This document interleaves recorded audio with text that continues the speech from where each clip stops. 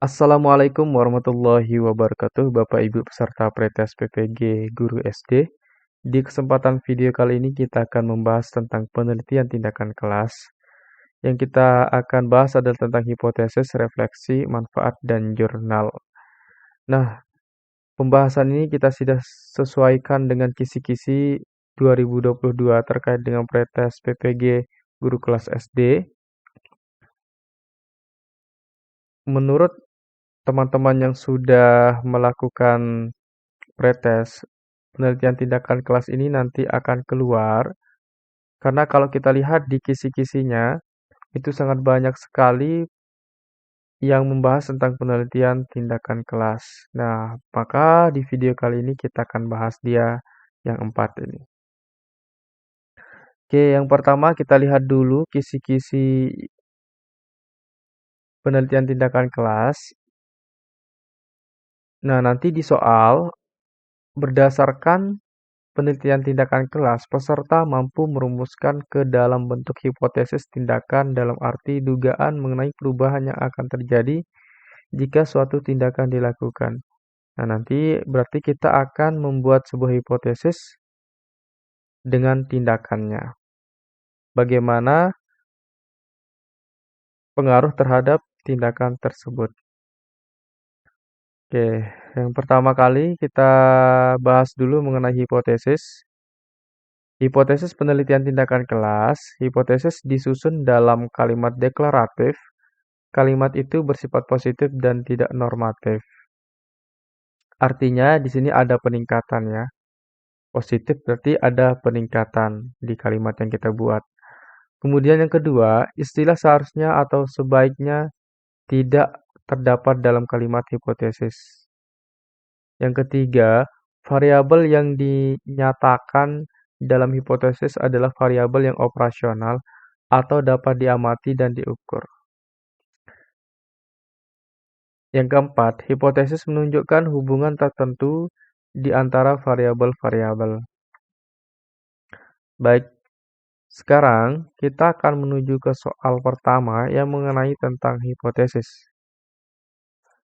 Soal pertama, Anda cukup prihatin karena peserta didik Anda mengalami kesulitan belajar sehingga tingkat pemahaman materi rendah. Anda kemudian melakukan tindakan dengan memberikan bimbingan belajar kepada siswa. Dalam proposal PTK yang disusun oleh Anda, hipotesis dari rumusan PTK yang benar adalah, ya sekarang, apakah yang A, perkembangan tindakan bimbingan belajar secara berkelompok akan mengatasi kesulitan belajar siswa? Ataukah yang B, pemberian tindakan bimbingan belajar kelompok heterogen akan mengatasi kesulitan belajar siswa? Yang C, pemberian tindakan bimbingan belajar secara berkelompok akan meningkatkan pemahaman siswa? Yang D, pemberian tindakan bimbingan belajar secara berkelompok heterogen meningkatkan pemahaman siswa, ataukah yang E, pemberian tindakan bimbingan belajar akan meningkatkan pemahaman siswa. Jadi, rumusan hipotesis yang benar itu yang mana? Yang A itu jawabannya adalah yang D. Kenapa yang A itu salah? Karena yang di A itu disebutkan perkembangan. Yang seharusnya adalah pemberian. Salahnya di sini ya. Oke. Kemudian yang B, pemberian tindakan bimbingan belajar kelompok heterogen akan mengatasi kesulitan belajar siswa. Nah, di sini yang masalahnya itu ada di pemahaman materi. Ya, bukan tentang mengatasi kesulitan belajar. Ini terlalu umum dia ya. Kesulitan belajar ini terlalu umum, dia tidak spesifik mengenai apa masalah yang jelas di kelas tersebut. Kemudian yang C, kenapa dia salah? Pemberian tindakan bimbingan belajar secara berkelompok akan meningkatkan pemahaman siswa.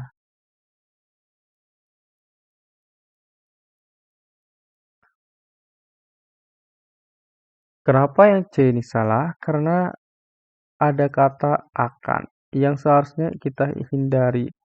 Atau dia tidak ada kata heterogen karena yang namanya kelompok itu harus heterogen, artinya bermacam-macam.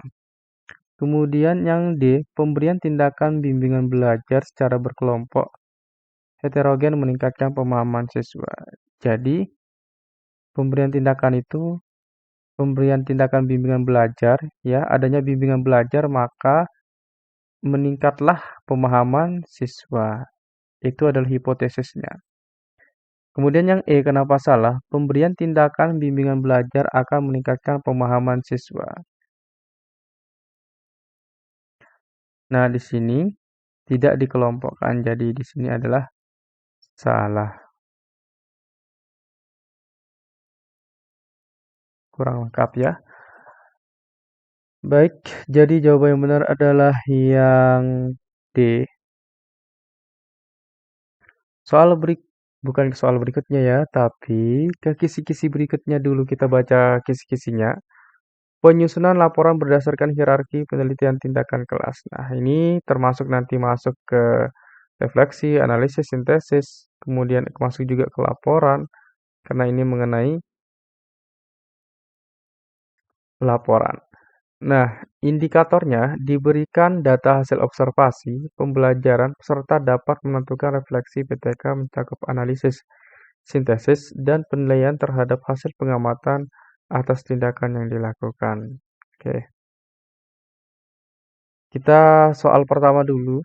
Berdasarkan hasil pengamatan yang Anda lakukan di kelas, Anda melihat bahwa dalam 3 kali ulangan harian yang diberikan rata-rata hanya 5 orang dari 30 siswa yang mendapat nilai di atas 60. Jadi, yang mendapat 60 itu hanya sedikit sekali dari jumlahnya. Kalau kita bandingkan itu 1/6.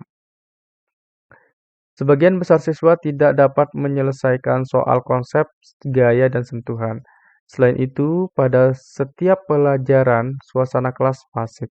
Pasif itu artinya tidak berkembang atau hanya diam di tempat saja, tidak dinamis ya. Sehubungan dengan permasalahan tersebut, Anda kemudian merumuskan akar permasalahan pembelajaran sebagai berikut. Metode apa yang dapat saya gunakan agar siswa dapat memahami materi gaya dan sentuhan serta suasana kelas menyenangkan? Selanjutnya, permasalahan tersebut dapat diperinci secara operasional sebagai berikut. Yang pertama, apakah pemberian latihan soal akan dapat meningkatkan pemahaman siswa tentang gaya dan sentuh? Yang kedua, bagaimana menunjukkan contoh gaya dan sentuh di depan kelas? Yang ketiga, bagaimana strategi pembelajaran dapat membangkitkan motivasi siswa terhadap pelajaran IPA? Yang keempat, apakah saya perlu berkonsultasi dengan orang tua siswa? Permasalahan di atas dapat digunakan Pak Heru atau oleh Anda dalam rangka melakukan refleksi untuk persiapan merencanakan PTK. Oke. Jadi langkah yang mana? Atau penyusunan permasalahan yang mana yang tepat? Apakah yang satu?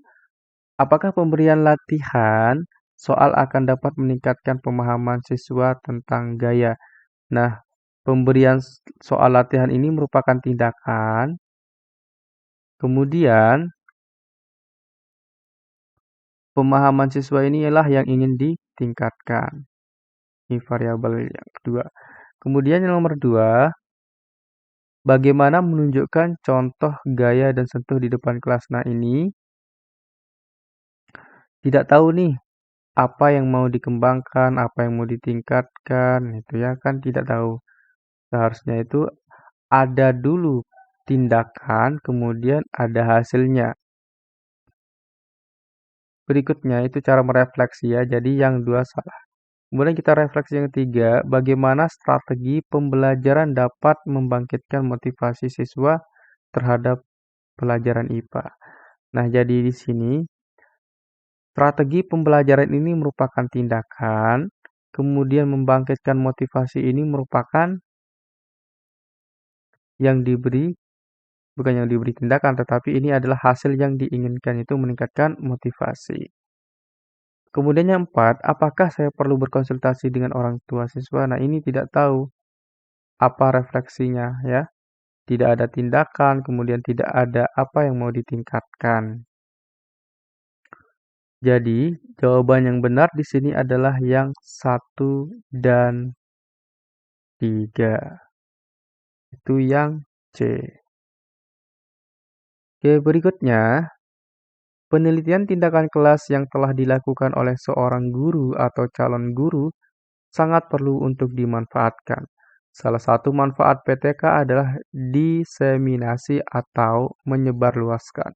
Berikut ini manfaat diseminasi. Laporan PTK bagi sekolah adalah apakah dihasilkannya laporan ilmiah bagi sekolah? Bukan ya. Karena ini untuk menyebarluaskannya. Dihasilkannya metode perbaikan pembelajaran di kelas. Ini terkhusus kelas tapi kita simpan dulu. Kemudian C, meningkatkan kredibilitas sekolah. Oke, ini kita simpan. Kemudian D, meningkatkan intelektualitas staf guru. Ini bukan ya, bukan intelektual, tetapi yang ingin dikembangkan adalah siswanya itu sendiri. Dan intelektualitas itu hanya untuk diri sendiri, jadi tidak menyebar luas. Nah, kalau kita inginnya menyebar luas, berarti yang mana nih? Apakah yang B atau yang C? Jadi, jawaban yang benar adalah yang C. Diseminasi dapat diartikan sebagai penyebarluaskan. Jadi, tujuan utamanya adalah agar penelitian yang dilakukan itu dapat diketahui oleh orang banyak. Nah, berarti yang benar adalah yang C. Kalau ini tidak orang banyaknya, ini terkhusus kelas. Jadi, yang B ini salah. Soal berikutnya, dari hasil PTK tentang penggunaan metode inquiry berbantu media video untuk meningkatkan pembelajaran membaca puisi, Anda ingin menyusun sebuah artikel ilmiah. Komponen bagian isi yang harus ada dalam artikel ilmiah sebuah jurnal adalah. Nah, yang ditanyakan di sini apa? Oke, kita ke pertanyaannya, komponen bagian isi. Oke, komponen bagian isi. Dalam sebuah artikel ilmiah jurnal berarti komponen dalam isi jurnal. Ingat adalah komponen bagian isi. Nah, jurnal itu kan terdiri dari abstrak, kemudian ada pendahuluan, kemudian ada metode, kemudian kesimpulan, serta daftar pustaka. Nah, yang manakah dari yang kelima itu yang termasuk dari isi? Apakah yang A, abstrak? Abstrak ini bukan isi ya. Ini bukan isi. Tapi ini ada di awal sebelum diisi. Kalau kalian lihat jurnal itu pasti ada kata pengantar ya. Nah, kata pengantar itulah abstraknya. Kemudian pendahuluan, bahan, dan metode, hasil pembahasan, dan kesimpulan. Nah, yang ini pendahuluan, bahan, kemudian metode, hasil pembahasan, kemudian kesimpulan. Ini termasuk dia ke dalam isi. Nah, daftar pustaka ini tidak termasuk isi, karena ini hanya menyebutkan teori-teori yang ditulis di jurnal itu asalnya dari daftar pustaka yang mana gitu. Yang B, abstrak bahan dan metode hasil pembahasan dan kesimpulan. Abstrak. Nah, salahnya di abstrak. Kemudian yang C, bahan dan metode hasil pembahasan, kesimpulan daftar pustaka. Nah, ini kan yang depannya tidak lengkap nih, bahan apa nih? Kita kan nggak tahu nih. Kemudian daftar pustaka juga salah. Jadi yang C salah. Kemudian yang D, judul abstrak, pendahuluan, bahan, metode, hasil pembahasan, dan kesimpulan. Salahnya di mana? Yang D. Salahnya adalah di judul abstrak. Nah, berarti kalau yang A, B, C, D salah, berarti yang E yang benar itu pendahuluan bahan dan metode hasil pembahasan dan kesimpulan. Jadi jawaban yang benar adalah yang Baik Bapak Ibu, itu saja yang kita bahas di video kali ini. Semoga ini bermanfaat dan dapat mempermudah Bapak Ibu nanti untuk mencapai sertifikat pendidiknya. Sekian, assalamualaikum warahmatullahi wabarakatuh.